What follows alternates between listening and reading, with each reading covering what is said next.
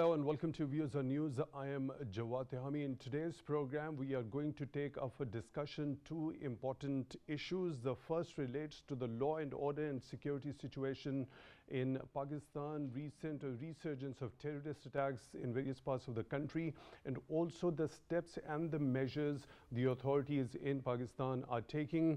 The second topic of this program will relate to the prediction by a Dutch scientist of a possible severe earthquake in Pakistan. Let's begin with the first one.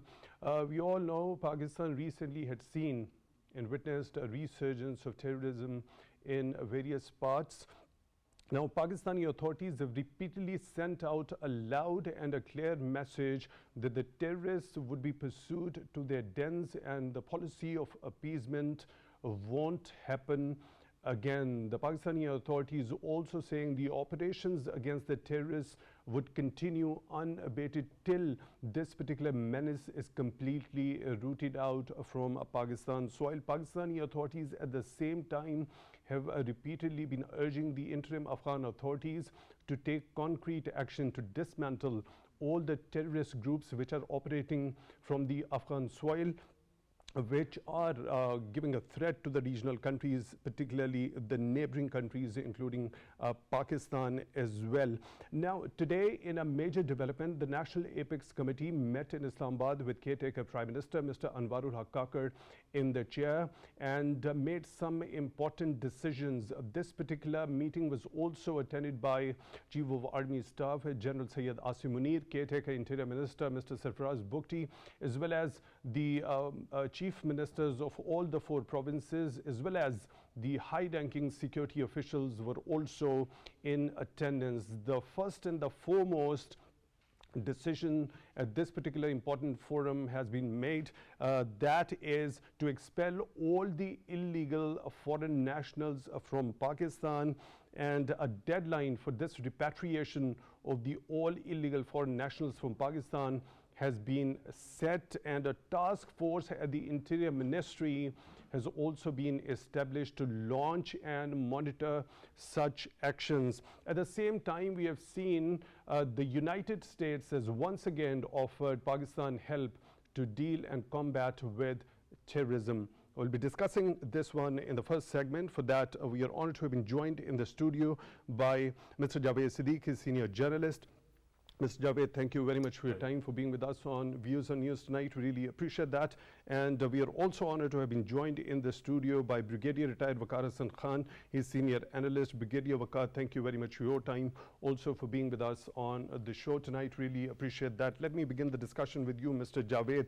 Now, we all know there has been a resurgence of terrorism in various parts of the country, particularly when we talk about the heinous act that was carried out on Eid Miladun-Nabi in Mastung in Balochistan that resulted in the loss of over 50 people and injuries to over 100.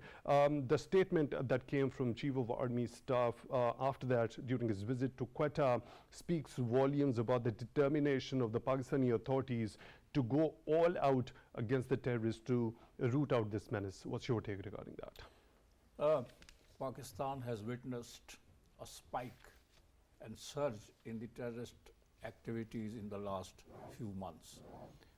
We were expecting that following the takeover of an interim government in Kabul by Taliban, the western front of Pakistan will be calmed down. But that did not happen, unfortunately.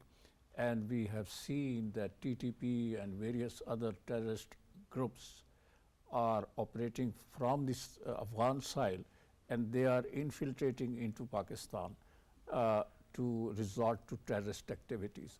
That is very unfortunate.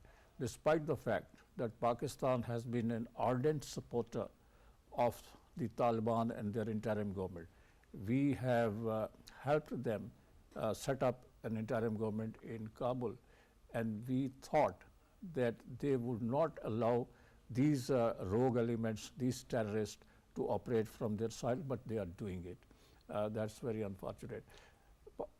Mr. Javed Siddiq, the thing that you just mentioned, Pakistan helped them make the government in Kabul.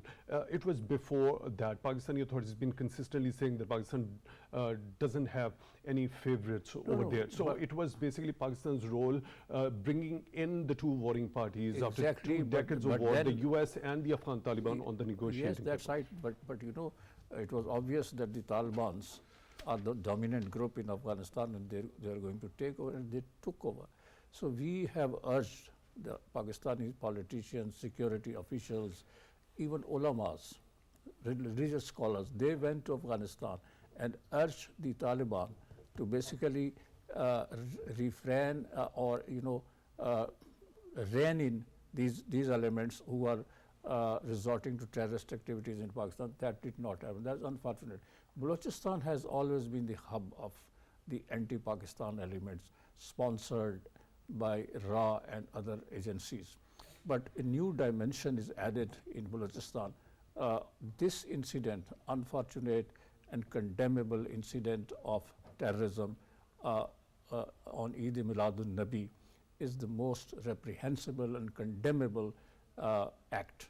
And now the militant organization, the terrorist organization, religious terrorist organization have also started to gain hold in Balochistan. Lashkar-e-Jangvi and other parties, other militants outfits have started operating in Balochistan. And this act recently clearly indicates that there is a collaboration of some religious outfits, religious terrorists to operate in Balochistan to destabilize that province. And this was the most reprehensible incident that took place on the Eid al-Milad-un-Nabi, the day that was being celebrated in Balochistan. So this is very unfortunate. So the government has finally, if they have decided to expel all those elements who are not, do not have the valid documents to live in Pakistan, and they want to expel them, and they want to root out all these elements who are responsible for destabilizing Pakistan, for providing sanctuaries to these terrorists, or helping them out to destabilize our country, which needs complete peace and stability and economic stability particularly. So that is the reason behind this decision that has been taken. Right, I'll come to you to take your detailed view regarding this particular decision that has been taken at the National Apex Committee today. Brigadier Waqar, Hassan, the earlier observations which Mr. Javed has made regarding various militant outfits taking root, particularly when we talk about Balochistan, we have seen in this particular instance of the heinous act that was carried out on Eid Milad-un-Nabi, targeting a religious procession in the celebration of the birth of Holy Prophet Muhammad, peace be upon him. No militant group so far has claimed the responsibility of it. We've seen in the past the ISK claiming a couple of attacks over here in Pakistan. Also, there was a UN report that said there was collusion or assistance going on between the Band Tehrik-e-Taliban Pakistan, which was providing the ISK with high NATO caliber weapons. Do you think this is the nexus that is at work in Balochistan in particular at this moment? I think there is enough evidence. It has been also shared with the, Taliban government in Kabul number of times. I think more recently by Ambassador Durrani, with the proofs. So one is that there are definitely splinter groups within Afghanistan, despite even mentioned by the Interior Minister that the Supreme Leader Mullah Abatullah had issued a decree or fatwa that Afghan soil should not be used and we don't own people. And waging war is basically state's responsibility. It can't be left to militant groups. So that is there. But the thing is how basically now Afghan-Pakistan border is being, exploited by the, terrorist outfits, and definitely there are hostile agencies who would play in. I'll just expand that if you look at Apex Committee's decisions today, it actually now goes for the root cause. So there are a number of things. I always say that other than Pak-China Economic Corridor, China-Pakistan Economic Corridor, now we have a Pakistan-Afghanistan Mafia Corridor, and which has hoarding of dollars, which has hoarding of smuggling. Then of course is commodities going there, and it is badly affecting Pakistan's economy. I think as Chief of Army Staff said that this is now or never time for Pakistan. I think he also quoted Iqbal's verse that we have to now get up and fight it out. So this is a very defining moment, and of course in the past the efforts were made. So if you look at the mafia corridor, what is helping? It's one is of course illegal Afghan immigrants, especially after the American left Afghanistan. There was a lot of influx of immigrants into Pakistan, and all told the figures quoted today were other than 3 million which are legally, let's say, placed in Pakistan. We now have almost 1.4 to 1.7 million, which is a very large number. And I would say it actually is even more than some of, let's say, European countries' population, which is living illegally. So that creates the challenge, because you don't know exactly where they are and what they are doing. So there are criminal gangs, a criminal empire that has been, I would say, erected in Pakistan, especially in the bordering two provinces. And if you look at Apex Committee decisions, so this is to target this mafia corridor. So there was talk of definitely repatriation. So they have been given a choice that you can, go with honor, especially if the Afghans claim that the economy is improving. So I'm sure this is the time they can go and contribute to the Afghan economy. The other is because this mafia corridor now also has smuggling gangs, narcotics, then you have basically commodities going there, and it is badly affecting Pakistan. So today's challenges are two. One is because of basically security reason, the other is economic security of Pakistan. And I think this is epoch-making time for Pakistan, that we have to go for it. And if you look at other countries, they have done it, like Syrian immigrants, because of war in Turkey, they are being managed in certain areas. Look at Rohingyas in Bangladesh. Of course, you always give, refuge to people under distress, but can't be, free for all. As I think Safad Bukti Sahab said, that it's become a free for all state. So state has to now start behaving like a state, and I think these decisions are very, very pertinent. And of course, there will be a lot of pressure on Pakistan from different corners. But then, as Chief said, that even one life and honor of one Pakistani is, I think, more important than national interest of any other country. So I think that is the bottom line, and there is a will. And if you look at the Apex Committee, I think representation that from is exactly the point when you talk about the pressure that might be coming from different directions. I'll take your detailed view regarding that. Now, Mr. Javed, when we talk about the steps or the decisions which have been made in today's Apex Committee meeting overall, there has been a choice that has been given to the illegal refugees residing in Pakistan. How gigantic do you think and an uphill task it would be for Pakistani authorities to carry out? It shouldn't be, because if we have the records, I mean the relevant departments, if they have the records of the illegally coming into Pakistan, the people who have come to Pakistan without valid documents, and they have been residing on our side, it has been made very clear that those who are registered as refugees in Pakistan, and Pakistan has been hosting the Afghan refugees for the last 4 decades. At one time, when the Soviet forces moved into Afghanistan, Pakistan started hosting almost 30 million refugees in, 3 million refugees in Pakistan, Afghan refugees. And the number kept on increasing. The international community came out for their help. But those were the registered people. And then when the Americans came in, more refugees came to Pakistan. And many of them, and particularly after the Americans left, a huge number of Afghans, they infiltrated into Afghanistan without documents.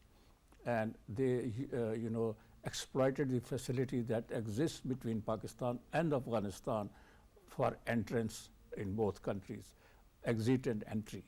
So that is the reason that we have huge number of these illegal immigrants or illegal people living in Pakistan, particularly Afghanis. And now the target is, and the focus is, to basically trace these people who are living without documents, who are not the valid registered refugees in Pakistan, and their number has been estimated at 1 million plus. So they are going to be expelled from Pakistan, and they have been told that they have been given some timeline, that by this time, if they leave this country themselves, otherwise the state apparatus will begin to operate and expel them from Pakistan. They are the cause of concern. because they are harboring these terrorists. They are also involved in drug trafficking. They are also involved in basically other problems, social and economic problems of Pakistan.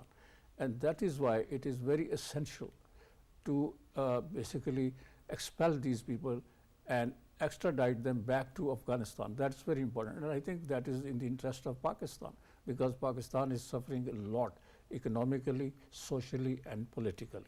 And we cannot tolerate this kind of activity any longer on our soil, and no country will tolerate it.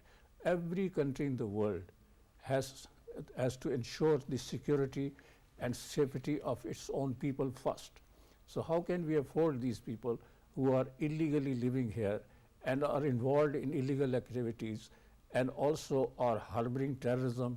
And if you look into the nature of the crimes committed, many of the foreigners are involved in this, and particularly the people belonging to Afghanistan. So I think this is a right decision. And even if Afghanistan is our neighbor, a friendly country, and we have trade with it, and we are sympathetic to it, and we have been telling the Western world to help them out because their economy is in precarious situation.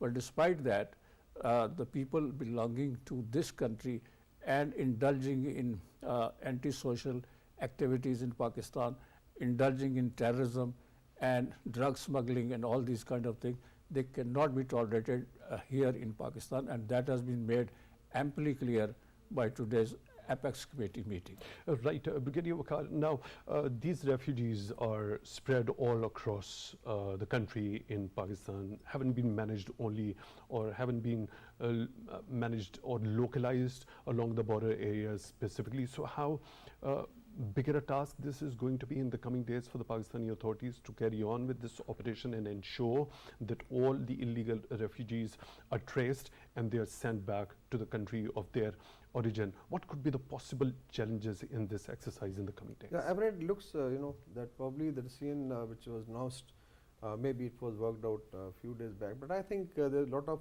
spade work which has been done for the last 1 year. And this involves definitely government operators. You have NADRA, then you have civil intelligence, military intelligence, and of course then you have provincial governments. And as you mentioned that it's not really concentrated in the bordering areas. Definitely they're looking for economic survival, so they'll move to urban centers. Like Karachi has a huge chunk of that. Then of course KP has a major load, and then comes Balochistan and then some parts of Punjab.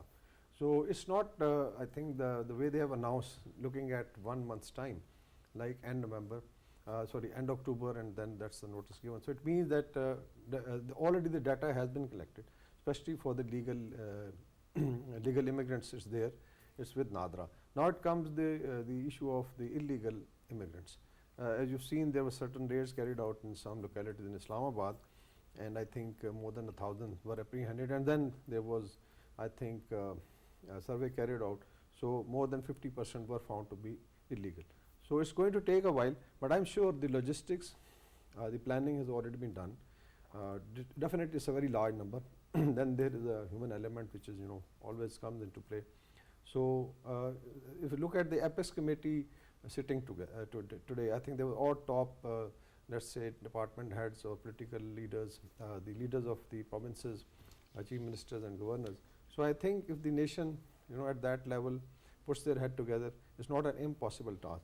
So it means that in case they follow the deadline, so they can move back to Afghanistan with no problem. But after, I think, 1st November, there are going to be operations and crackdown to find it out, and then it will be definitely done in a phased manner. This is also a message to Afghanistan, because now over and above Pakistan-Afghanistan problem, it is now becoming an international issue. Like we had the Moscow format held on 30th, and there was basically represented by immediate periphery, like you have China, Iran, Kazakhstan, Kyrgyzstan, Pakistan, Russia, Turkmenistan, very close. And then there was outer periphery, represented by Saudi Arabia, Turkey, Qatar, UAE and Turkey. So it means now the region is worried, because in case it is not controlled, the terrorism could be hitting, and then it starts affecting all those corridors, all those plannings of investment in the region. Chinese are doing a lot of investment. Russians are interested that their southern side should be secure. Central Asians are worried. So there's a lot of diplomatic pressure coming on to Afghanistan as well. And the announcement was that from Moscow format that Afghanistan leadership should dismantle militant groups. It was very clearly, I think Mr. Muttaqi was there. It was conveyed in no, I think, uncertain terms. So if there is a diplomatic pressure, then of course border management within Pakistan. So I'm sure things would move in I'll that come direction. to this particular point as Afghanistan's acting foreign minister was also there at the Moscow format moot. In categorical terms, the regional countries have urged the interim Afghan authorities to eliminate and dismantle the terrorist groups over there. Earlier in your take, you mentioned the human angle. That somehow relates to the likelihood of international pressure from some quarters might be coming regarding a crackdown against these illegal refugees based here in Pakistan. When we specifically talk about human angle, of course it naturally gives us to question those people who've got their properties over here, who have purchased their properties, they've got themselves involved into businesses over here. Of course, a choice has been given by the Apex Committee to them. So what about that human angle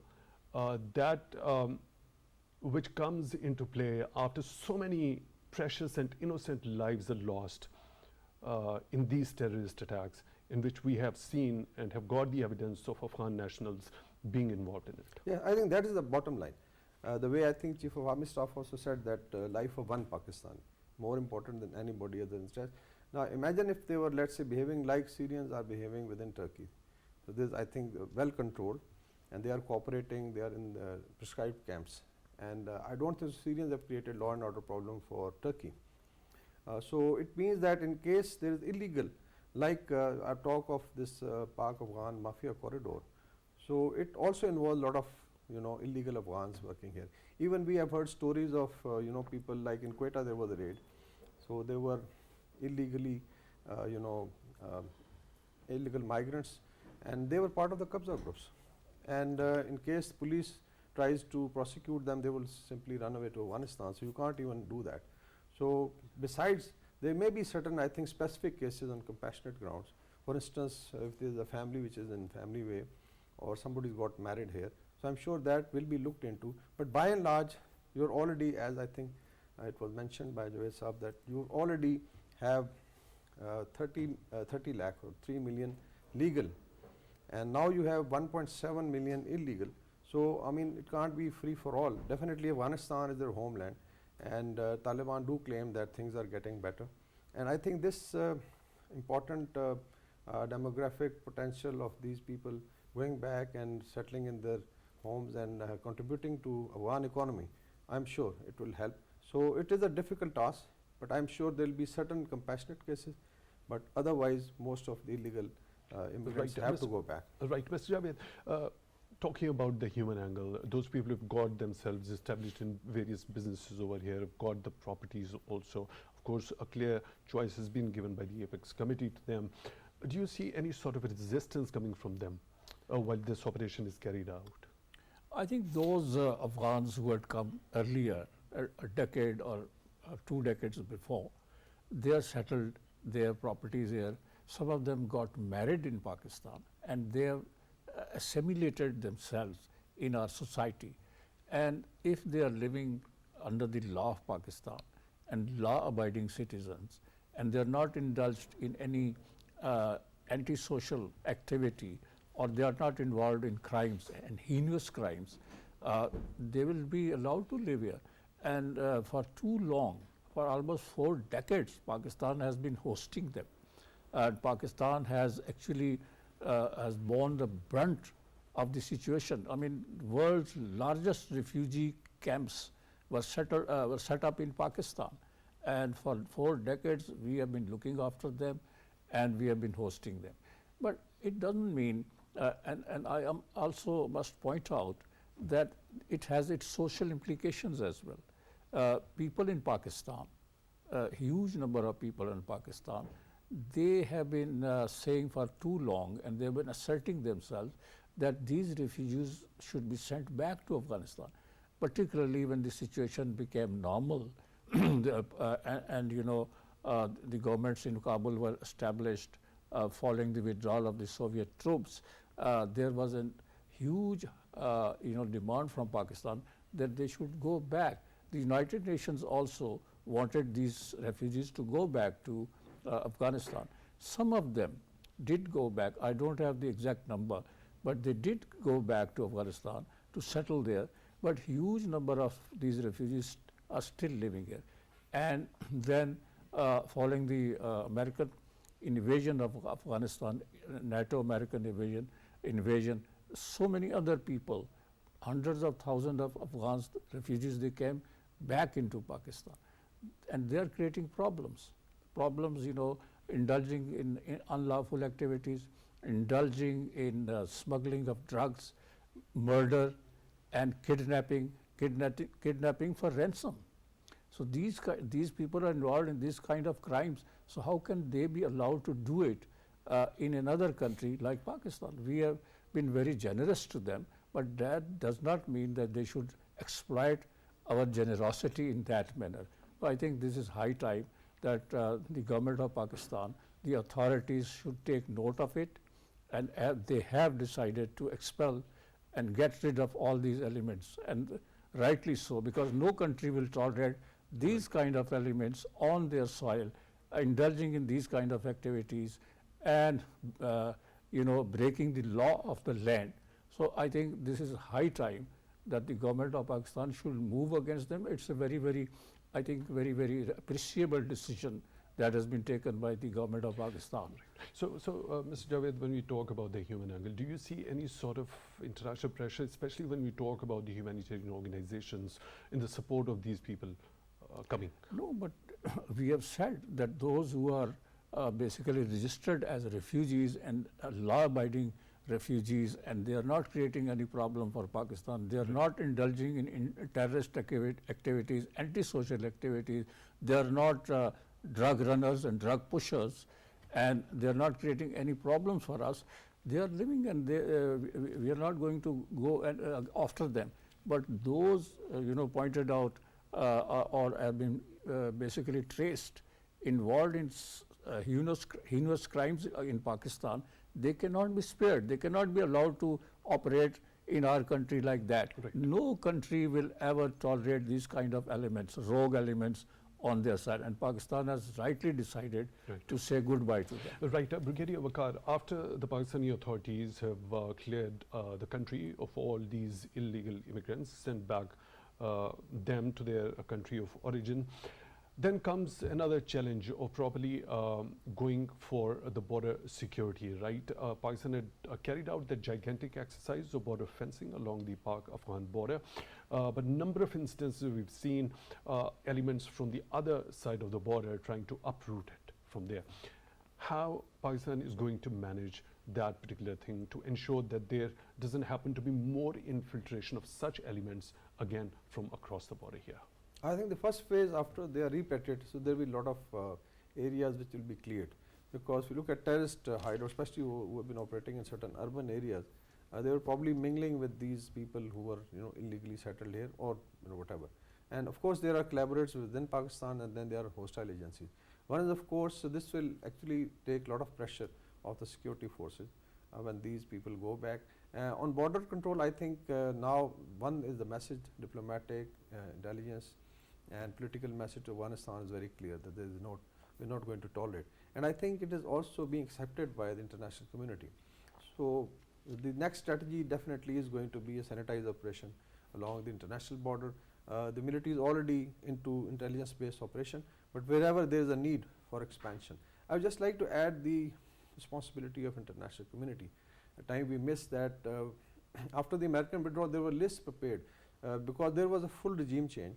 So the bureaucracy, the military, most of the senior officials, they were either initially who were especially working for the Americans, they ran away initially because they were given, I think Americans have like B1, B2 and B3 categories. And they were supposed to absorb closer to 90,000 in North America, and there was a large chunk to be absorbed by Europeans. So it was, I think, only the favorites which left. Then there was option was given, okay, you come and stay in Pakistan, and then there's a visa processing system, and that is not working. So it means that maybe closer to 200,000, which are basically let's say, been promised to be taken to Europe and North America, that can also be expedited, because especially the issue of passport. When they come to Pakistan, they can get an ID passport, travel abroad, and then when they are caught, it's Pakistani green passport, which is, let's say, tarnished, or so there's a lot of, I think, diplomatic effort also required. And I'm sure this message will go to international community as well, that those who had promised it, now they should, I think, walk the talk. So I think military operation, definitely, intelligence-based operations, and with the kind of, I think, committee we had, representation from all law enforcement agencies, I think when the will is there, inshallah, we'll be able to deal with it. Of course, Pakistani authorities have got the will and the capacity to deal with this particular issue. The responsibility of the international community, especially the main stakeholder in the war on terror of the US, it has once again offered Pakistan help. There had been negotiations regarding counterterrorism dialogue also previously. We've seen when it comes to border security, we saw that US also announcing some sort of an amount for Pakistan to enhancing the border security along the Pak-Afghan border.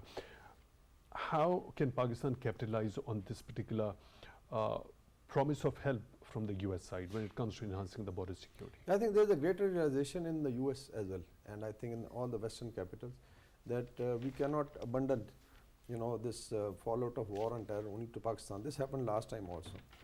So definitely there is an offer in terms of definite technology, military technology, surveillance, because the US has a lot of surveillance. We do get help from Chinese also, but definitely they have more capability. And then there is certain specific hardware which is required. For instance, if the drones are required to target them, or let's say there are surveillance elements, weapon systems, and the gear. So and then of course they are restarting the training programs for Pakistani officers and law enforcement, even the police gets trained.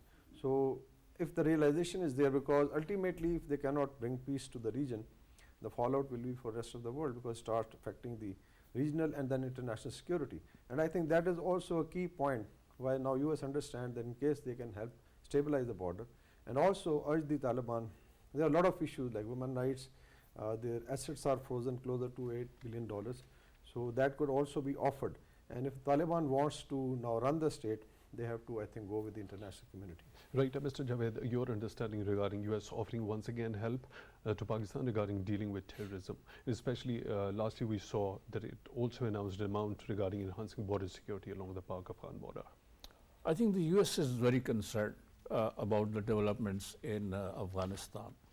That they know that Afghan soil is being used by terrorist outfits like TTP and ISK and others. So they're worried about it. Daesh is also present there. So I think the Americans are worried, because they left Afghanistan with the hope that terrorism has been weeded out from the Afghan side.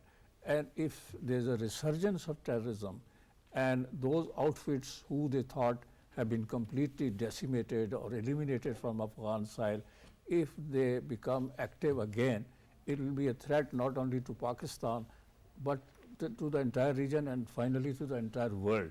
So that is the worry of the Americans. And if the Americans really want to help Pakistan stabilize this region and stabilize the border security, of course they are capable of doing it, because they have the know-how, they have the latest equipment, surveillance, etc. So they can help Pakistan in a big way. They can train our people, law enforcement agencies, security agencies, equip them adequately, so they are able to keep a watch on what is happening on the other side of the border, and who is going to be a threat to our security or the security of the region. China is also keeping an eye on this situation, because they have their stakes in this region. Right, Brigadier Waqar, unfortunately we're short of time. We'll have to go for the second segment. Very quickly, regarding, as you already mentioned, Mr. Amir Khan Muttaqi, the interim Afghan foreign minister, was also there at the Moscow format moot. Now, during his speech, he has urged the participants to follow China, as China rotated the ambassador there also. So what does that actually mean? Does it ask for the regional countries to deploy ambassadors over there, which will in turn lead to perhaps some sort of recognition for the interim Afghan authorities? Yeah, the Taliban have, in case of Pakistan, I think we have been propagating, but they have to deliver it on ground. And that's why I think the message from the format, Moscow format on dismantling terror networks was very important. In case I think they can walk the talk, I'm sure there will be help from other countries also, regional countries, and then they can be recognized. But before that, there are a lot of issues related to women rights, border security, terrorism in Pakistan. They also had skirmish with Iran, I think 2-3 months back. So it's very, very unfortunate. These are two countries like Pakistan and Iran has always helped them, even to bring them into mainstream international community. But like they had to shut down the embassy in India because they were not able to even post the ambassador there. So it means that in case they don't do it, they will become isolated, and then it can start creating problem for the Taliban regime itself. So I think if they deliver, definitely there will be some positive move in the diplomatic regarding the recognition. arena. Right. Brigadier Retired Waqar Hassan Khan, Senior Analyst, thank you very much for your time, for being with us on the show tonight. And Mr. Javed Siddiq, Senior Journalist, thank you very much for your views on the show tonight. We really appreciate that. And now we'll go forward towards the second segment that relates to the prediction by a Dutch scientist regarding a possible severe earthquake along the Chaman fault line in Balochistan province. Now, this particular earlier prediction of an earthquake sent alarm waves across Pakistan. There was panic and uncertainty looming large all across the country. The claims, however, of this particular earlier prediction have been refuted by both the seismologists as well as geologists, with Pakistan Meteorological Department in specific saying that predicting the movement of tectonic plates underground was not possible under the current scientific knowledge. As I would like to mention here that this prediction was made on 29th of September, and the possibility of a severe earthquake was for next 48 hours. But an ample time beyond that particular deadline of this prediction has lapsed. So it naturally raises some very serious questions about the veracity and the authenticity of such claims, and we'll be taking the expert view regarding the early prediction of earthquakes, why it is nearly impossible, in fact, to early predict with accuracy any future earthquake. For that, we are honored to have been joined on the phone line by Mr. Zahid Rafi. He's Chief Seismologist, Pakistan Meteorological Department. Mr. Rafi, thank you very much for your time, for being with us on Views on News tonight. Really appreciate that. Okay, Mr. Rafi, so this particular prediction, could you shed a little bit of light regarding as to why early prediction of an earthquake is nearly impossible? Actually, you know that it is a question of science, and the science is continuously increasing, and day by day the research is going on. But up to now, which type of technology is available and which type of techniques are available in Pakistan or in the Geological Survey or in the USGS or in the European Union Seismologist Center, and even other countries who have the very big seismic monitoring network and the research center, even they are not able to predict precisely like a weather prediction, because the prediction is word particularly for weather, not for the geological time. So for the geological time, we use a return period. That is our word, and return period is possible. But the return period calculation is maybe for the 100 years, next 100 years, maybe for the next 500 years, maybe for the 50 years. So because it's the geological time, it's not the prediction, it can be a forecast. So available data, how much data you are available statistically based on statistical ground, you can say something that in future, maybe 100 years, maybe 50 years, maybe 200 years, we may have a big earthquake in any certain area. So this type of forecast is available, but the prediction for the short time, up to now, that is not possible. Right, there'd been a lot of talk about this particular prediction. It took social media by storm. Do you think there are reports that earlier predictions from the same scientists had turned out to be true? Do you think after those predictions coming out to be true, there was more of talk regarding this time about this prediction also?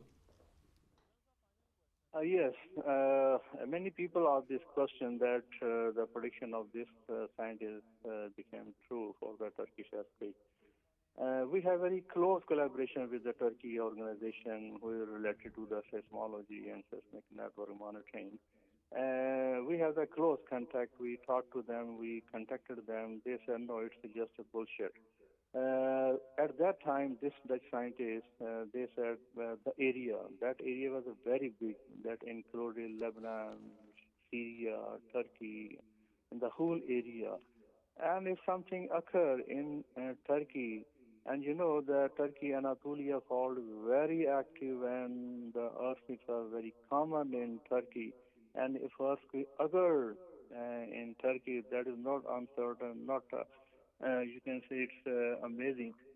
It's common in Turkey. So that's why the Turkish seismologists and Turkish experts did not believe on that Dutch scientist, because that Dutch scientist is not a seismologist, he is not a geologist, he is just an astronomer. So in the light of astronomical knowledge, how you can predict what is happening, what is going to be happen, 100 kilometers below from the surface of the earth. That is unbelievable. Right, now this particular formula, the method that SSGS, the Solar System Geometry Survey that has been used to predict this particular earthquake here in Pakistan. Now, this prediction was made on 29th of September. For the next 48 hours, but an ample time has lapsed after that. Don't you think it naturally raises some serious questions about the veracity and the authenticity of the methodology or the formula that has been used in predicting this earthquake this time around? Definitely, you are absolutely right. As I said, that he's an astrologer, and they use the knowledge of electromagnetic raised by the solar system. That is not connected with the earthquake. You know that the earthquake is happening hundreds of kilometers below from the surface of the earth. So there is no correlation between them. Earthquake is because of the stress developing inside the earth very deep. And when the stress crosses the limits, so that is why there is a brittle fracture and the energy released in the form of strain. So that energy travels towards everywhere, and some portion of the energy strikes the surface of the earth, and then we say that some earthquake occur inside the earth. This is not related to the solar system, not related to the solar electricity or something like that. So we seismologists or geologists, we don't believe that there is any correlation between these two things.